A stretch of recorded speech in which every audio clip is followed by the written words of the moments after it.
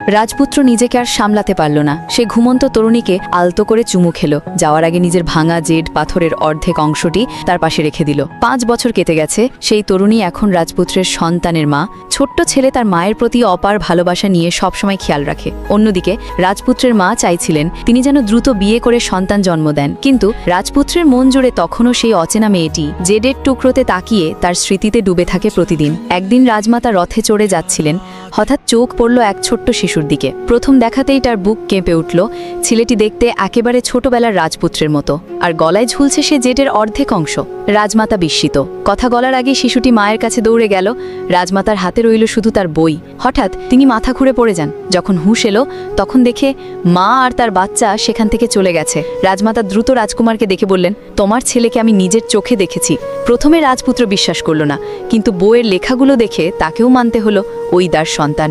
অবিলম্বে সে আদেশ দিল, যেভাবেই হোক 3 দিনের মধ্যে মা ছেলেকে খুঁজে বার করো। এদিকে মা ও ছেলের জীবনটা অভাবে ভরপুর। ছেলের পড়াশোনা চালানোর জন্য সে ভেষজ চিকিৎসার কাজ করত।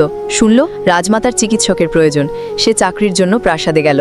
যখনই সে রাজপ্রাসাদে ঢুকতে গেল, এক চালাক মহিলা তাকে আটকে দিল আর কটূক্তি করে বলতে লাগলো, বিয়ে না করে সন্তানের মা একে ঢুকতে দিলে রাজপ্রাসাদের অপমান হবে। সে ধাক্কা দিয়ে সরিয়ে দিতে যাচ্ছিল, তখনই সামনে এসে দাঁড়ালো রাজপুত্র। 5 বছর পর তারা আবার মুখোমুখি হলো, কিন্তু কেউ কাউকে চিনতে পারল না।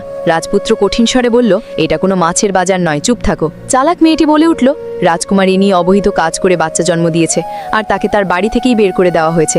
আমি তো শুধু আপনার আর রাজমাতার সুরক্ষার জন্যই বলছিলাম।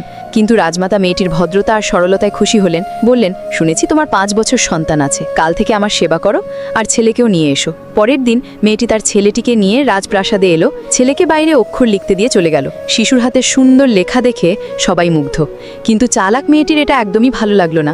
সে নিজের অলংকার চুপিসারে ছেলেটির ব্যাগে ঢুকিয়ে দিল আর অভিযোগ তুলল, এই ছেলে আমার গয়না চুরি করেছে। সে বাচ্চা ও তার মাকে ধরার আদেশ দিল।